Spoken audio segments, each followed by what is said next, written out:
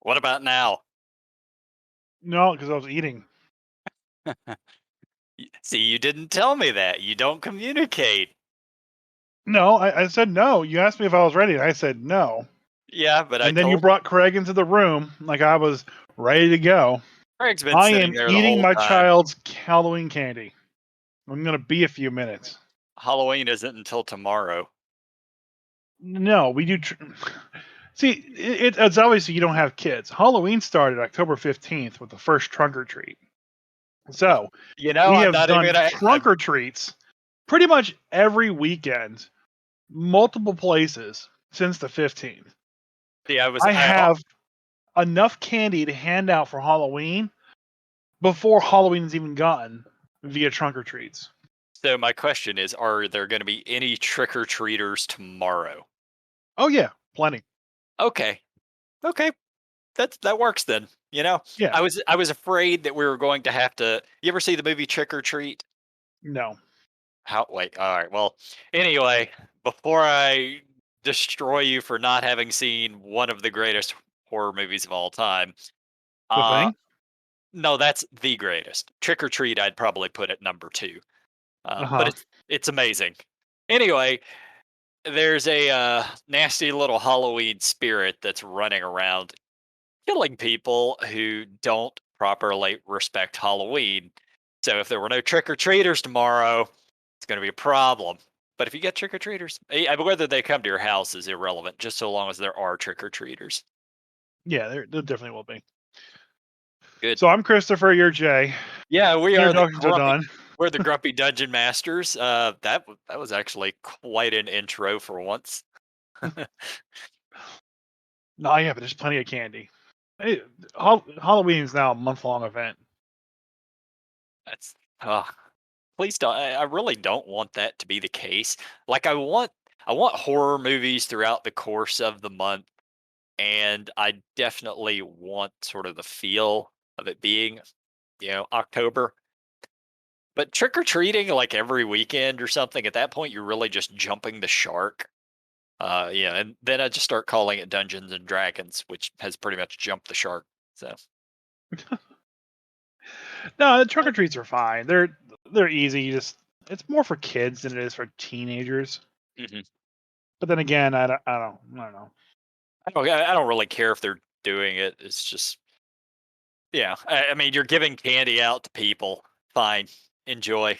Yeah, Whatever works. they're kind of like mini fairs in a way too, Yeah. because there's always a bunch of businesses trying to sell you fucking like rain gutters. Is what I saw the last one.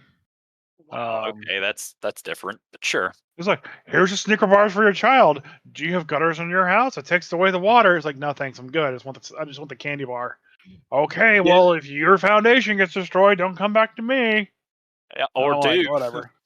I'll come and give your kids some candy if you'll come and use our pool supply store. That kind of shit. No, Yeah. that table was empty when I got there. Okay, but I'm sure there was a pool store there. There was. There was. And like the town mayor was out at one of them giving out candy and shit. Oh, naturally.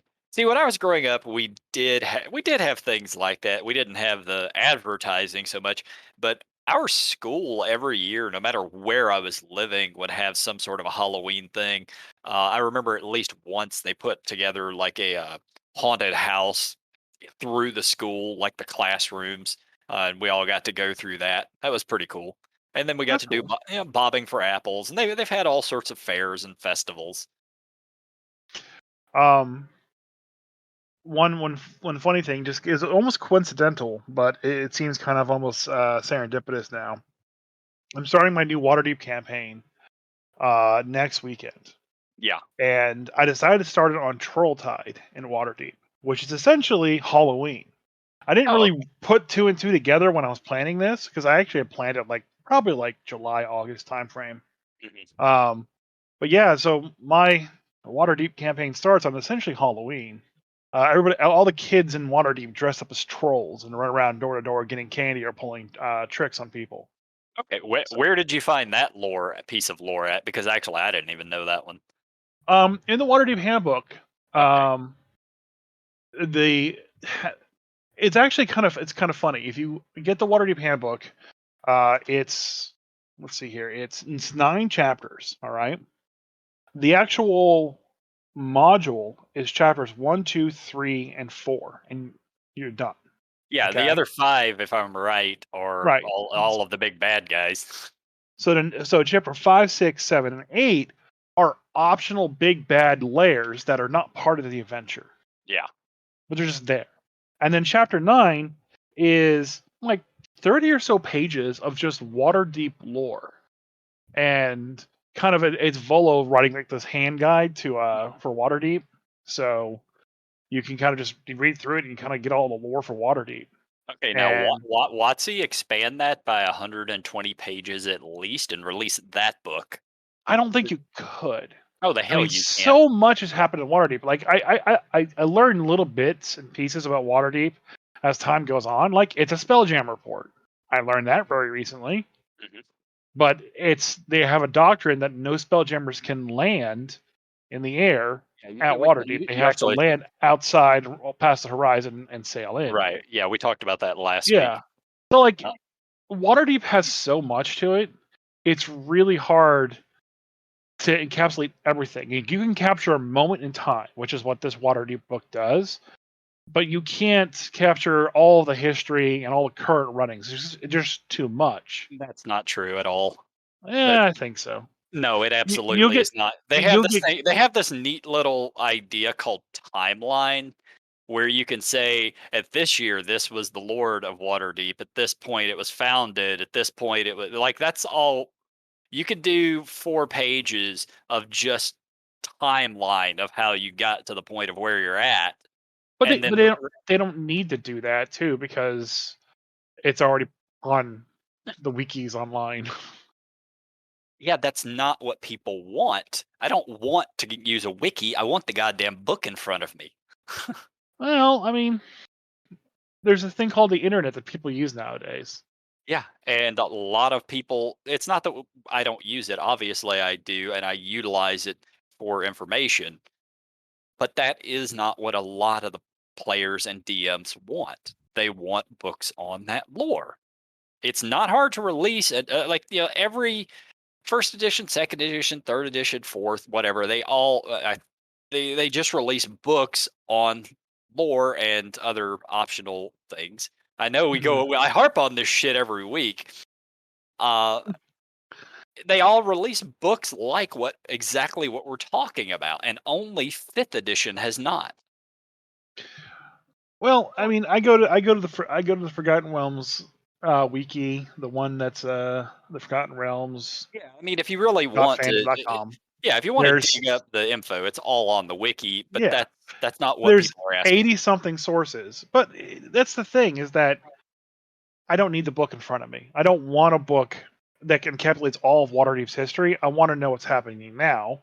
I want to know what's current now, and Volos does that for me. Okay, If you do a I hundred don't and care fifty about page book, you can third do edition. 50. You can do 50 pages of this is all the current stuff.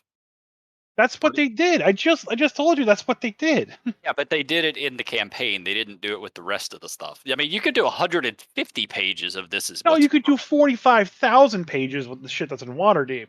It is too expensive to have a single book with all of the Waterdeep lore. You would just never use it because it'd be too much for you to sort through. no. At least with the Look, wiki, I can sort it by edition and I eh, can sort it by timeline and I can do all that stuff. It's already there. Having a massive tome on my table that weighs 500 pounds is not going to help me be able to figure out Waterdeep. I mean, the Jeff Ashworth books that have been getting released have been selling ridiculously well, and they're things of what I'm talking about. Some of it's lore, some of it is just random things, random NPCs, random traps. That's all of his Yeah, books are. that's not a lore book for Waterdeep, though. I Yeah, you trust me on this one. You could absolutely release a lore deep or book for Waterdeep, lore book for hell. Just I mean, they did a Sword Coast one a while back, and it was tiny, and I don't think anyone bought it because 5e was kind of brand new at the time. But if they re-released that at 250 to 300 pages, I think it would sell perfectly fine. No one would buy that, and no I one would would buy that I at would buy all. it. I No one the absolutely people would. who buy it won't use it because they're not going to use a 300-page reference. They are not lawyers, they are not doctors. They wanna Google their question and get an answer immediately and move on to the next thing. Not heft the Rock of Gibraltar off of my bookshelf, heft it over to my desk, set it down, have, like, an aura come out of it while I find the right page while looking up through 17 different indexes to find out the status of Xanathar, and then finally figure it out, and then realize, oh, I'm sorry, that's fourth edition. Let me go back over here, and it's too much. It's too much. It's too archaic. Wikis exist for this reason. They are a better uh, grouping of data that you can easily go through efficiently and quickly. I It would be cool to have a tome of all if Waterdeep you're lore on your shelf, if you are trying to but it's not a find reference material. if you're trying to find some specific archaic piece of lore, you're not wrong. Yes, I mean if I have to know where Xanathar was at, 17 years ago, sure, probably googling it or on the wiki is going to be a much better way of doing it. But having just it's those lore books that send my mind down creative directions. Oh I yeah, don't I mean that's a different thing though. Like I was at the game store and I found a 5e Fiends book published by a third party company. And I sat down there at the game store and I kind of browsed through the book for about 2 hours. Okay. Mhm. And, my mind kind of going crazy because I have this now thing called Fiendish Waterdeep Fiendish Summer, and Fiends are going to be really cool. And it had a different take on Fiends, more kind of like Christian influences, like with the layers of hell and stuff like that, or whatever Dante's Inferno Yeah, Dante's. influences. You know, so there were definitely like they had demons divided up by sins and stuff like that, and it was interesting going through that, and it got my head spinning a little bit. Not going to kind of elaborate more because that would kind of spoil some things I I'm coming up with, I but I kinda I could wanna know I wanna know more about that book, by the way, because that sounds awesome. um I'll see if I can't find it, but it was an interesting small like little book that was kickstarted and people published it, and it was a good material. I always find that if I want to get my brain working on a cool idea or a cool story, I read the monster manual, and the monster manual helps me kind of put things into place because you find a monster, that monster is going to work really well in this kind of setting, and then you can build the setting around that monster and the story around that monster. And see, Um, that's what Volos was. um, but Volos is a monster manual. Volos it's part monster manual, but the first half to three-quarters of that book is exactly what you're talking about. It's lore on hags, it's lore on Yeah. orcs, it's lore on goblins.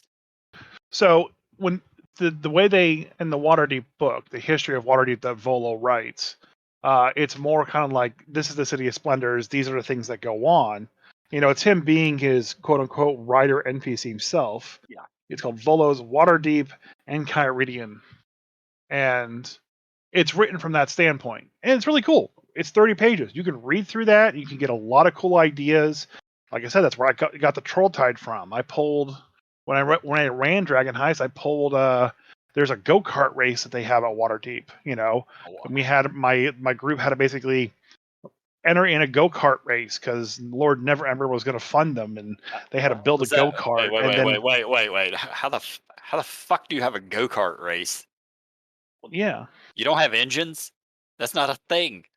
well, you pull on a horse.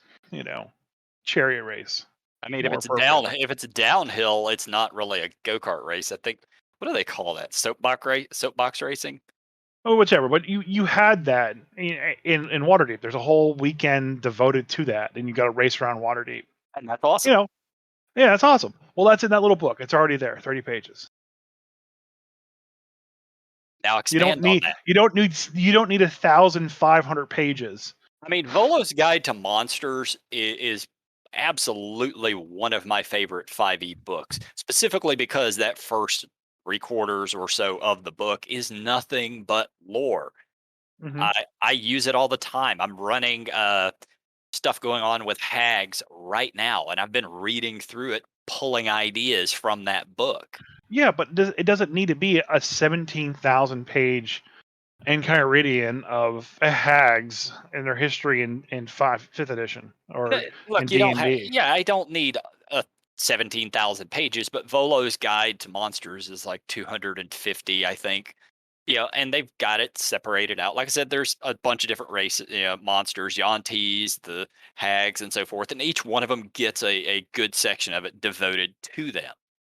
Yeah, And it's a lot of information that is very actually useful. yeah, but again, it's really cool I'm not and it's pulling it from the awesome, wiki. I'm not pulling it from the internet. I'm pulling it from a book. and that's cool that it works for you. But most people who use the internet can get that same effect from the wiki. Have you never used the I, Wikipedia I, and like I, read an article and then clicked the links and found yourself 17,000 layers I deep in a Wikipedia? I do it all the time for this podcast. How many times have I told you that I've gone down a rabbit hole? I'm not saying that isn't useful, but uh, there are a lot of DMs like me who pull from both. I really like having the books, and it's primarily the books that send my mind running and coming up with ideas. But I Hmm. absolutely use the Wikipedia or the just a D&D wiki in general. I know a few weeks back I was talking about. I think it started with Spelljammer. Well, yeah, just Spelljammer is a perfect example where I started with one thing and then went to another, and then what the hell is phlogiston? And it after a while, yeah, I go down rabbit holes. I do it all the damn time. I mean, that to me is almost better and easier to work with to get more ideas and get a full story going through than it is having a book and having to juggle 6 or 7 books on me because that's always what I end up doing. And that's what that is what works for you. I'm Hmm. I just WotC is in the business of making money, and Yes, if you and don't they would definitely go that this book would never sell at if the you don't price point release that we'd have to sell if it. you don't release books, you don't make money. See, the amount of writers that you would need to pull in, the amount of work hours you would have to pull in to make a complete guide to Waterdeep and then have it be a book that's manageable and I'm talking like 300 to 500 pages. You would Look, have to cut out so much material to do that. And the man hours would take years. not And then you really. would Okay, sell it for so like $50. And look, then people you couldn't sell it for $50. You'd have to sell it for like 150, $200. okay, so let's talk 250 pages because that's how big the book would realistically be. 250 pages is not enough to include It's everything it that's is happened in more Waterdeep. it is more than enough because the stuff from Nowhere near enough. the past, the stuff from from fourth edition and third edition and everything, you just timeline that. Like I said, you do about 4 pages. I have a Forgotten Realms for, first edition or second edition book that has the timeline of how things progressed in Forgotten Realms, and Hmm. it's a couple of pages. That's all you need for all the old history. Okay, but you're not including Undermountain. You're not included Alathinidar. You're No, not you release including those as Mount separate. Waterdeep. You release Those those as are separate. not separate. That's all a part of Waterdeep lore. If you're just going to mention them and move on, I point to the Wikipedia. Every one of them But is a book that they could sell and has been done before. Undermountain was its own thing. When it was first created and first released, it had its own damn box set or book. I don't recall which. right, but if you're trying to get something that is all of Waterdeep, I'm you just talking. have to include that part. Yes, I am That's what I'm talking. saying. It's impossible to put all that in a single book. Sure, but Undermountain is you can release it separate. I'm talking what I am talking WotC specifically on how they should be releasing stuff, how they should be making money in these Hmm. cases. This is so much stuff that it's been released multiple times, first edition, second edition, third edition, and so forth. And every Hmm. single time is an opportunity for that company to be making money. So there's no reason that they couldn't be releasing more of this stuff. With it's basically updates. It's like Madden 2022. It's the same thing with the updates. and people will buy it because it's in a new edition. Okay.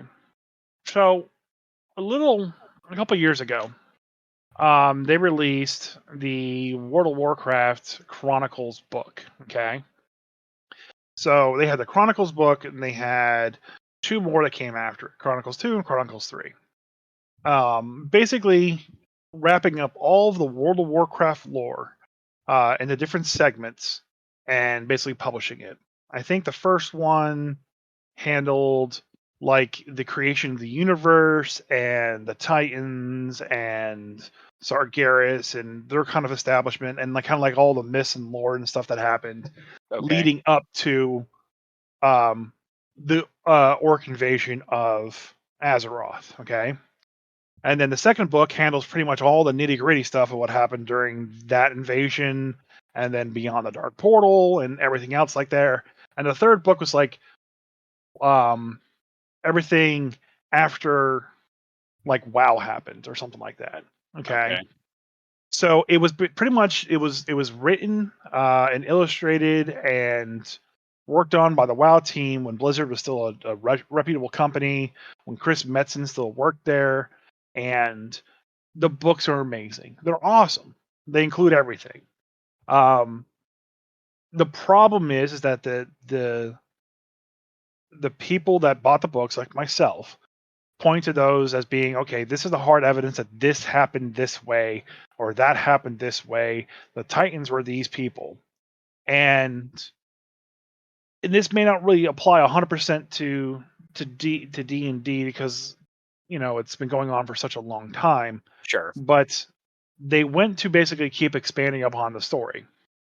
And Blizzard, the current game company, decided to basically go, no, none of those Chronicle volumes actually ever happened. They're written from a flawed perspective by the Titans only, and not by the first ones. And by the way, the first ones are now the important people. And so everyone had these books, and now have 3 books that are just freaking paperweights. And I don't think like WotC would do us that dirty if they ever came out with a Chronicle book outlining Waterdeep or anything like that, because it's pretty well documented what happens there. But that's the risk you run too. You spend all Sure. these man hours, okay, and hundreds of man hours. I think Metzen worked on Chronicle 1 and 2 for like a good year and a half. And he was just overseeing the project. He wasn't actually writing their stuff. There's a lot of man hours to put these together, Oh and yeah. then double checking all the data, triple checking all the data to make sure that it matches what everybody knows. And then they publish these things, they're like $40 a piece. They consider them a loss. They stop making them because nobody is buying them. Yeah. And that was before they retconned them. And now they're retconned, you can find these for $5 in a trash bin. Nobody wants them. Yeah. It's like all of the Star Wars novels. Right, all like the expanded universe Star Wars novels. Yep. So it would be really cool to have a huge tome with all this data, but it wouldn't be a reputable source for you to kind of go and pull stuff from because it would be too massive. And then if you truncate it down, they already have that. They should do more of that. Volo's still alive. Why can't there be a Volo's guide Yeah. to Baldur's Gate? Yeah. Just 30 pages. That'd be fine. I'm not buying a 30-page book. Well, I mean, they could tack it into the end of the book and make the books a little bit more meatier. Yeah, But we're still kind of on a two separate conversations because I'm just talking about getting a lot more releases. Whether it's Waterdeep or just the Sword Coast but or the Sea of that's Stars or whatever. Yeah, that's never going to happen because there's just too many work hours. Look how many work hours go into putting out like the you current books that they have. here the thing is you can't say there's too many work hours because TSR did it. TSR did it, and then they were bought, and now the stock prices is very important. We got to keep the stock high. Yeah, that's Hasbro said they were yeah. going to double the profits in 5 years, and all so far they've only lost 50% of their business. Yeah. Oh, speaking of which, I got to thinking about this. You know what they're really kind of missing? Because they've got Magic the Gathering, the collectible card game, and they've got D&D. And this was a thing that I used to own, but collectible cards. Not your game, just collectible cards. In Yeah, with second edition, they released a giant box set. I think it was like 900 cards or something like that of Dungeons and Dragons. And Yeah. the front of the cards was just artwork. It was reproduced. It's from all the modules and all of the books and everything that were already out there. And then on the back of the card, they would have information on whoever was on the card or whatever Yeah. monster was on the card, whatever location was on the card. I think, that's another thing they could release. You could do it as a box set, a collectible box set if you wanted, or if they really wanted to get into it, they could release packs, which is another thing that we used to do way the hell back when. Open up the packs, try to collect the whole set. You know how that shit goes. So they just tried that very recently. Have Did you they? heard of NFTs? Okay, NFTs are not the same goddamn thing as collectible cards. So let me tell you something. Collectible card. I would buy a collectible cards of D&D stuff. When you were came down here and you were hanging out with me that one time, and Yeah. we found that one Oh yeah. guy Yeah. that Yeah. was selling all those artwork cards of old D&D art, I bought them on the spot because I Yep. wanted those. I If would they definitely buy those. But I want to tell you something. The current generation of children that are just getting into D&D would never buy those and find no interest in that whatsoever. you think so? Not at all. They were very interested in NFTs, but they're not interested in buying cardboard cards. So weird. I remember. That's just I, not a thing anymore. I remember when Magic the Gathering Online came out 2 decades ago or whatever the fuck it was, and I had a couple of friends who were playing it. At the time, you had to buy every card individually. You'd buy packs online, open them up. You never get the physical card. You don't own shit. Right. If that game ever goes under, if it ever shuts down, all the money they spent in that is worth nothing. It's gone forever. At least with physical products, you have it. NFTs, yeah, I understand. I know exactly what NFTs are. Technically, you still own it unless you sell it off to somebody. But I just don't get that appeal of owning a It's piece of online art. it's because you're not in that current And that generation of people. you can't say that because I'm huge into crypto. Like No, it's no. I'm talking about just how what kids want and where kids are buying is not what we bought yeah, and back when we were kids. I understand that. And crypto and NFT, I would still consider it two very different things, They are. even They though they're pretty absolutely much are. the exact same thing. Uh, They both use crypto technology to protect what it yeah. is, but yeah, I am much more interested in crypto money as opposed to crypto art or objects. I mean, that's like Marvel Snap is a good example of what kids are doing now. The hell is that? it's Let me thank just you for Google proving it. my point. It's just like, oh, here's a quick thing that's an app on my phone that I can collect things through that. Physical cards is not a thing. Like, I'm very surprised that Yu-Gi-Oh and Pokemon are still a thing and they're still being sold everywhere. But Yeah, I saw a trailer. it's I saw advertisement for this yeah, Marvel it's Snap thing a couple of the weeks new ago. hot thing. Let's see how it works.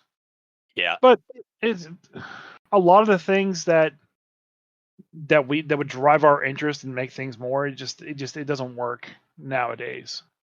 So that's why they would never put that much money and time and investment in publishing a chronicle book because it's not going to get the return that they need. Even if it does break even or does succeed even a little bit, it's not going to be blown out of the water for stuff.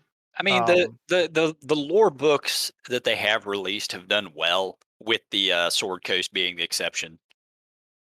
Like the Volos did well. What were the others? I'm trying to remember all the books that they've actually released. for monster manuals, there was Volos and there was Morning Cadence, and both of those got retconned into. Xanathar's Guide to Everything. Like I said, just for monsters, it's Volos and Morning Cadence, and then all Yeah, got retconned into Monsters of the Multiverse. yeah. Well, some people like that, some didn't. Well, I like the monsters. I don't like the fact that it missed all the information. Like I Yeah, said, I'm with you. That information that's in Morning Canyons and in Volos is fantastic. It's great. It helps expand things, but that's not when they're making a monster manual, that's not what they're trying to get into. They want to get more monsters per page than Agreed. Yeah. lore. A monster manual should primarily be a monster manual. I'm not going to argue that. But it doesn't mean that other ones like the Volos, like the Mordenkainens, aren't actually a good thing and aren't actually useful. I mean, I like them. I also go back to previous editions too and read their monster manuals. Yeah, so do I all the time. You know, another cool thing I found is there's this cool kind of like binder cover thing that I bought that has like this like engraved oh crap, what's it when you use a needle and thread to embroidery? That's the Yeah. word. Yep. It has monster manual embroidered on the side. It has the dragon ampersand on the front and the side, and it's like this giant thick cover with a bunch of bookmarks you're supposed to put over your monster manual. Um, it costs as much as the monster manual, Oh but my it's god. really cool and I loved it. It's just an add-on product that they sell, and Yeah. honestly, that's where they're making a lot of their money is all these add-on products. Oh yeah. Yeah, there's a ton of money in that. Speaking of add-on products, I know we wanted to talk briefly about the Transformers they're releasing. The D20, what do they call them? They have a name for them. Dicelings? Yeah. Yeah, the Dicelings. And immediately I sent when you showed me those, I sent the link to my buddy Mike, who is a Transformers collector, and his response was, "I will have them all." Not surprised.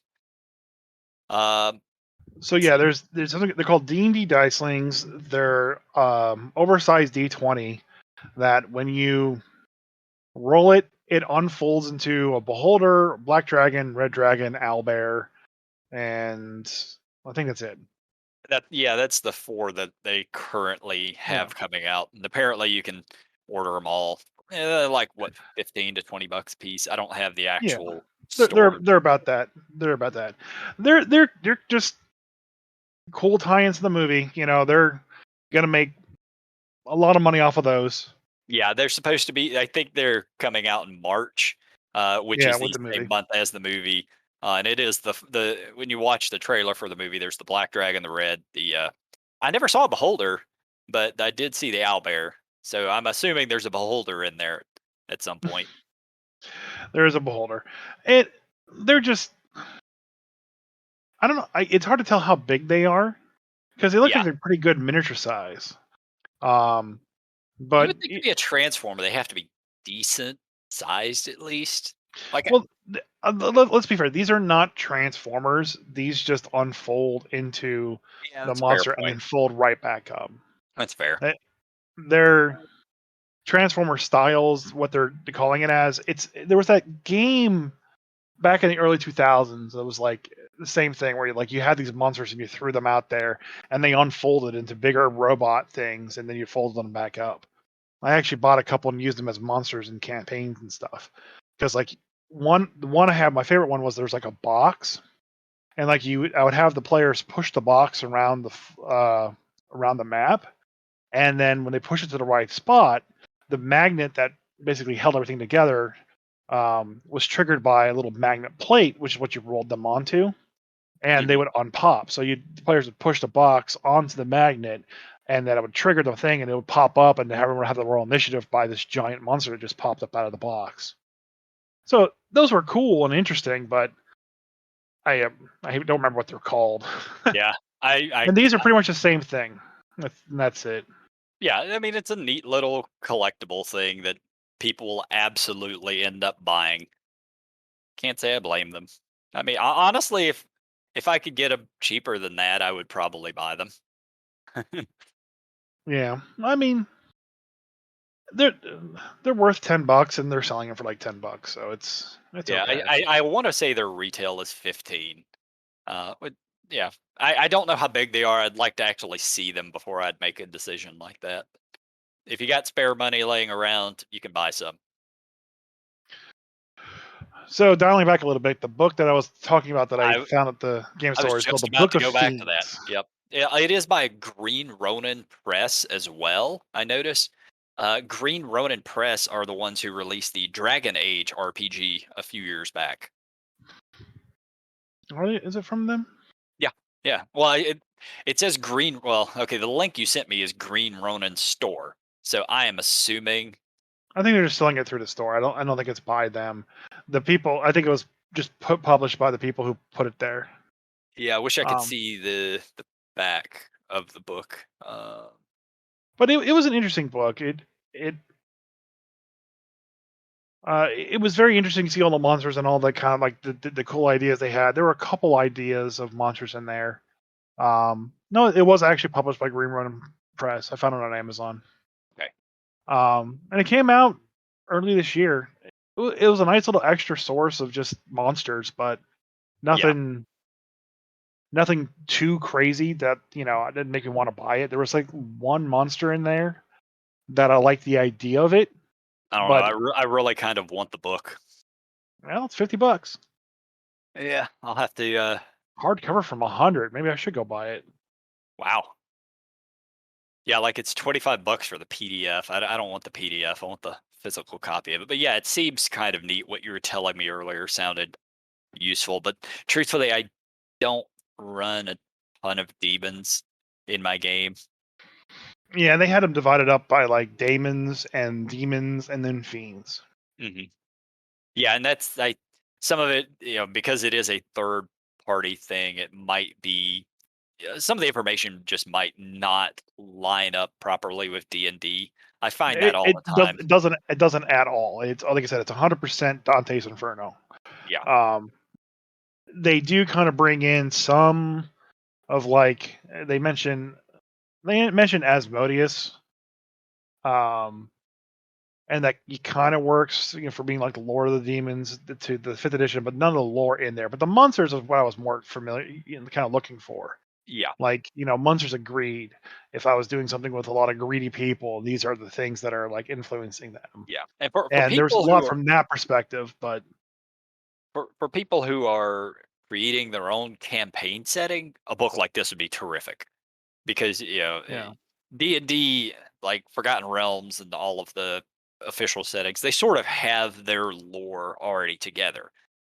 For me, I already have the setting and my own lore on how demons and devils and everything kind of works there. So it wouldn't particularly work for me. But if you're creating a brand new setting, something like this is exactly what you want. yeah.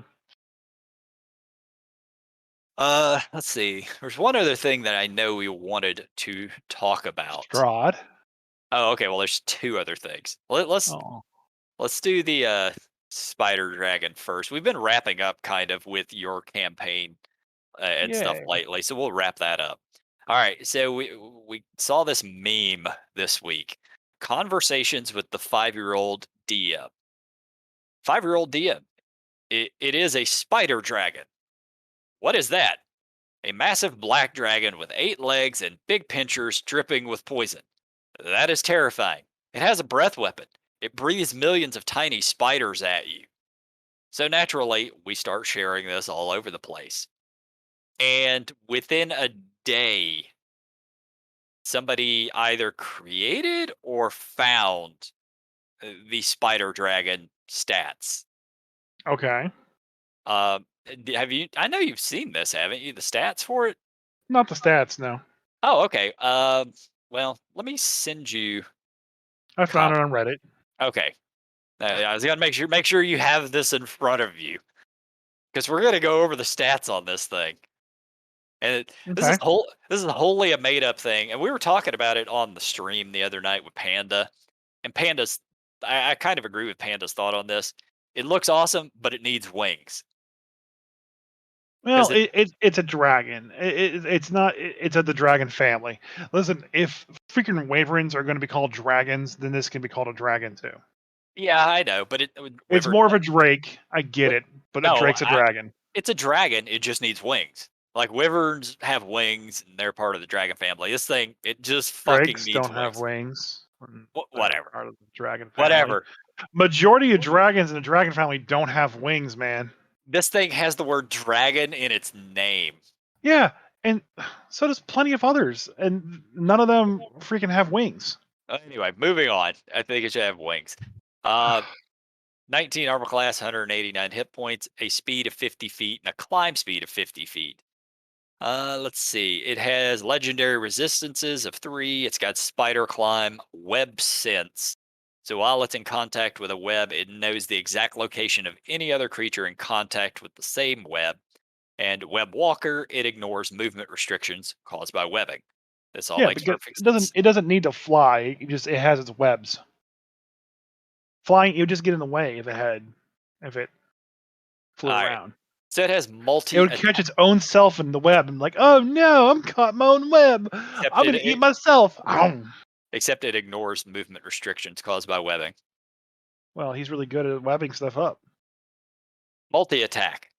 I like its multi attack. The spider dragon summons one swarm of spiders on an adjacent space. It then makes 3 attacks, one with its stinger and 2 with its claws. So this thing does it just makes spiders, which is ridiculous. Uh Claw attack, stinger attack, and then the spider breath, which recharges on 5 to 6. Yes, it literally breathes spiders at you. The spider dragon exhales a torrent of spiders in a 30-foot cone. Each creature in that area must make a DC 18 dex save or take 50 damage, which is 20 d4 damage on a failed save, or half as much on a successful one. 2d4 swarms of spiders will appear on the spaces of and around targeted creatures. They will act immediately after the spider dragon in the initiative order and are under the spider dragon's control.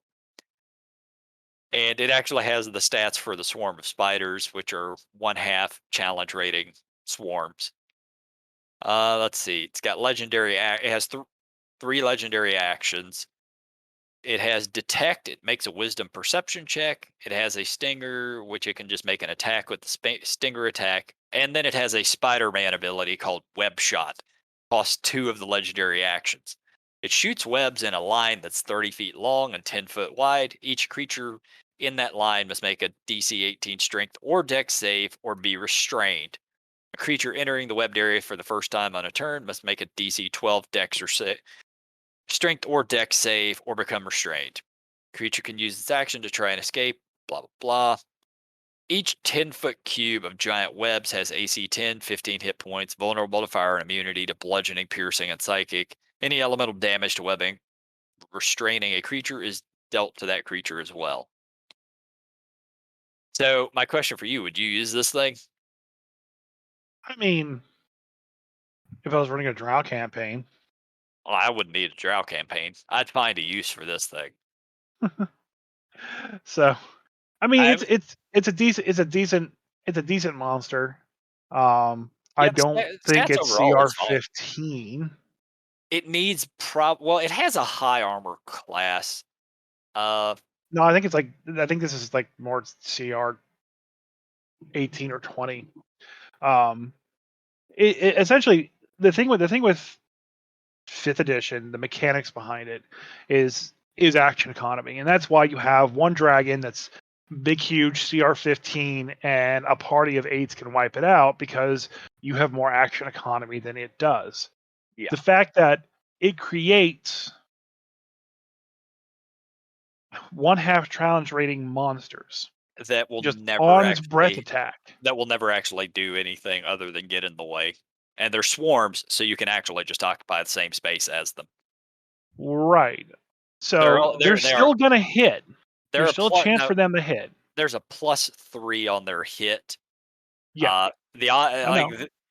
sure, if they roll a 19 or a 20 at So you know, at very least, this guy's making one swarm of spiders a turn. yeah, Okay. at minimum. Okay, at minimum. So it breathes. Let's say it hits 3 of your party of 5. Okay. And then you roll 2d4. Okay. So I think that averages out to what, 1? Oh Yeah. no, 5. It's the average is 5. Okay. So you're creating 5 CR 1/2 monsters. Okay. Yep. Times 3. So 15 CR 1/2 monsters now on the board. All right. Plus the dragon. So and then it basically just runs and hides for a little bit. Okay. Recharges his breath weapon and comes out and does it again. Not to mention, or it could just keep attacking you and running away from you, as much as it wants. When you're Okay. level 15, it's not that easy for shit to You're run no, no, away no. from you. CR15 isn't. You all are level 15. A CR8 group of level 8s can fight the CR15 and win. But you would have to be level 15 at least. Everybody to even attempt to do this, and I think that pushes its CR up a little bit. Just it makes too many extra 1/2 challenge rating monsters for this to be a CR15. This is more like CR20. I wholly, completely disagree with that. And it's primarily because you're adding the swarm of spiders into its threat. Um, Yeah, whereas, literally, if it makes 15 of them a turn, you're gonna get one person will take an extra hit per turn, and they deal 40. They deal a total of 6d4 damage. Like the player, yeah. So a, they do 15 damage when they hit, sure, and there's 15 of them. yeah, and one of them will hit per turn because they're +3 to hit. What AC do you think this party's at to never be hit? It's not look, if you manage to get on the sorcerer or the wizard, okay, maybe two of them will hit per turn, but a +3 to hit at level 10, because we're going to assume that that's about where the party's at to fight this thing. Is Hmm. like every wizard is going to have a 15 or 16 armor class at least, and Yeah. every melee class is 18 plus. Hmm. So I'm gonna use this as a transition into Strahd. All right, perfect. Go Okay. for it. So during the Strahd thing, I had 4 swarms of rats jump on 2 players. What Okay, level? they're all level 10. All right. Okay, those 4 swarms survived 2 rounds. Okay, Yeah, I would imagine the players ignore it unless if there's a bigger no, threat. because they kept getting hit by the rats, and the rats do not a lot of damage, but just damage. Okay, What's their plus to hit? it's the same stats. All the swarms are the same stats. Okay. It's +3 to hit, and just what damage they do. I think they just do all piercing damage. Yeah. So I think they're taking 2d8 piercing damage off of the swarm of rats or something like that. So they're still taking damage, and their AC was 15, 16. I think the barbarian, he wasn't raging at the time. You know, yes, he has 150 hit points, and Right. 8 Yeah. Yeah. damage doesn't matter overall. But this is 4 swarms of rats on their squares, and it still took 2 full rounds to get them off. And then we're now transposing, looking back to the swarm of spiders. 15 of them just showed up, Yep. and the next round it's 16. And the next round it's 17. Next round it's 18, and by this time his breath weapon should have averaged back. So that's another 15. It's near impossible. You would just get covered in swarms. I'm not saying this is a bad idea. Let me just be fair.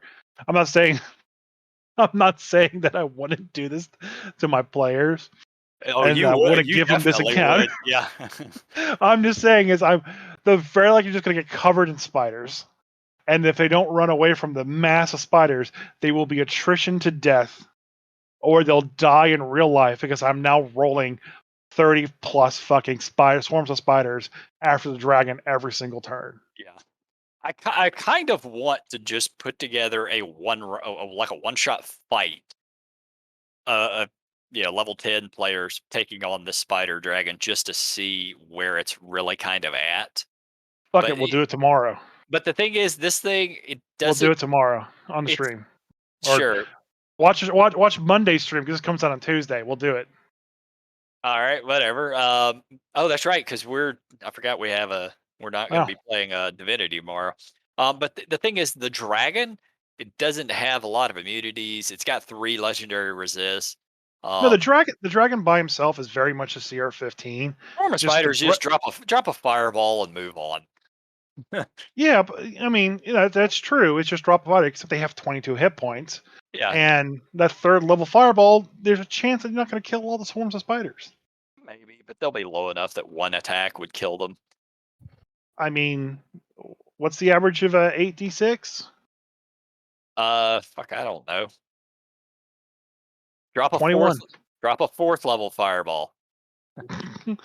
Okay, 28. So, I mean, I like the monster a lot. You're gonna, if you get back-to-back recharges on the spider's breath, you're done.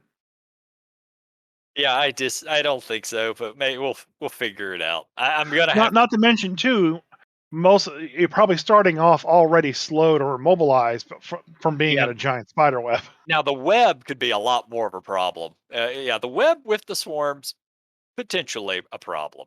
My all my players are 9th level, so when they wrap this thing up, maybe I'll give it a run because Yeah, they're doing a thing. But maybe after that, I'll just do a little one shot where they go fight a spider dragon just to see how bad it is.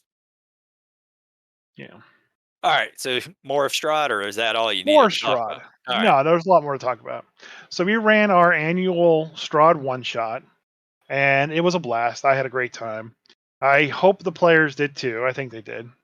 Um, I will say that they were able to actually defeat Strahd, but they weren't able to kill him, and that's the whole point. You got to kill Strahd. Um, This is it started off. 2 years Hmm? you've run this in a row. Yep, Yeah, 2 years in a row. they haven't killed him yet. So They did far better in worse at the same time. So I went through and I followed James Hayek's outline on how to do Strahd in one night. I got the tarot deck out. I randomized the thing. I pulled the cards. I found the random locations. One was the same place as last year, and then which is like this wine cask room. And then the other two wound up being pretty much right next to each other. Uh, the first one was in basement level 1, and the other two items were in basement level 2. Okay, and there's this big, huge room full of different like smaller crypts, and one item was in that small crypt, and the final item, the most important item, the Sunblade, is in the Strahd's brother's crypt on the north side of this massive crypt. So they really could have just gone down to basement 1, talked to the guy they needed to because he was just happened to spawn down there too, yeah. and um, then go across to the wine cask room, which is right across the room, get that item, go down a basement level, get the one item from the crypt, and go over to the brother's tomb and get the Sunblade. And here's the fun part. Strahd randomly happened to roll to be in that same room. Uh, So they wouldn't even have had to search for Strahd. He would have been there the entire time. So, so when you do this, there's just a random chance that he ends up places. yes. So that's when you run Ravenloft, okay? There's a random chance that these items could be anywhere in Ravenloft, and you get that at the start of the campaign. Yeah. The rules pretty much just reduce the card deck down to just being Chapter 4, which is the Strahd's Castle. So Strahd just happened to randomly be in his brother's tomb. The Sun Sword was there in his brother's tomb. Right across the hallway was the tome, and the necklace that you needed was in the wine caskets. And the guy that could have put it all together was in the room across from the wine caskets. So it's all ground floor, basement 1, basement 2 is all they needed to do. And if they would have followed the same path they did last year, they probably would have fared a lot better. This year, they're like, "Fuck that, we're going north, we're going up." I don't know why they decided to go up, but they went up. So they basically went all the way up to the top of Strahd's castle, found nothing except for the heart of the castle, essentially, Hmm. which they destroyed. And then they worked their way back down to the basement and fell through a trap hole and wound up in the basement. And then it was pretty much close to midnight, so they just waited for Strahd to show up and they fought him. So in order to kill Strahd, you need to get all 3 of the items, and then pretty much the book tells you what you need to do. The amulet gives you sunlight, and then the sunblade you can kill him and end the curse forever. Yeah. So they got the amulet, which is cool. It helped them beat Strahd because they were emitting sunlight during the fight, but they just killed him. But they couldn't. They just defeated him. They couldn't kill him. He Right. just But yeah, they didn't have the Sunblade, so yeah. uh So the only other thing of real note is that um, what kind of like ruined the whole thing is there's the heart of Ravenloft, which if you destroy it, uh, Strahd's hit points pretty much get cut in half. Otherwise, all the damage you give to Strahd actually gets funneled up to the heart. So them destroying the heart was actually a really good thing because they cut his hit points in half. But it's not necessary for beating Strahd. Finding the items is more important. And they ran Yeah. through it. I started with a group of 5 players, 4 of my normals, and I invited our good friend Coffee Mancer Yep. on.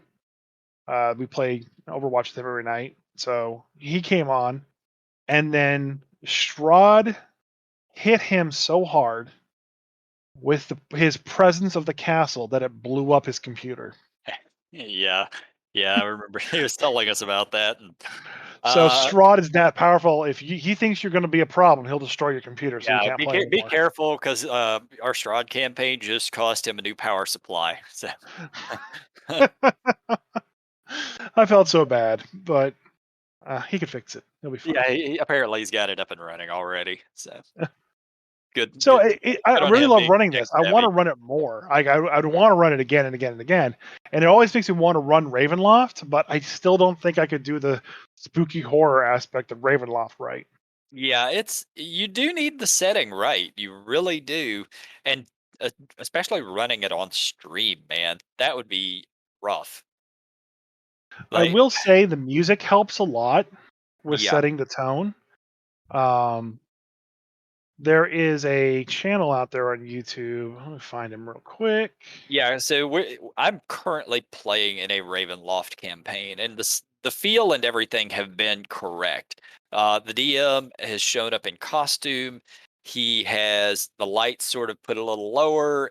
We have candles, not real candles, but like fake candles out, along with a couple of other props on the table. And in the background, there has been sort of a soundtrack going in the other room. I kind of spooky sounds, and it has kind of helped with the feel.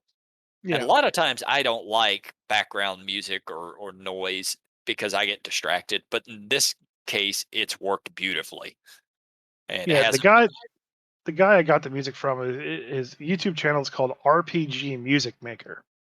And what he's done is he's gone through and for every major campaign setting that gets released, he writes music that goes with it. So he has Descent into Avernus, he has Icewind Dale, Waterdeep, which I'm using a lot of that for my Waterdeep campaign.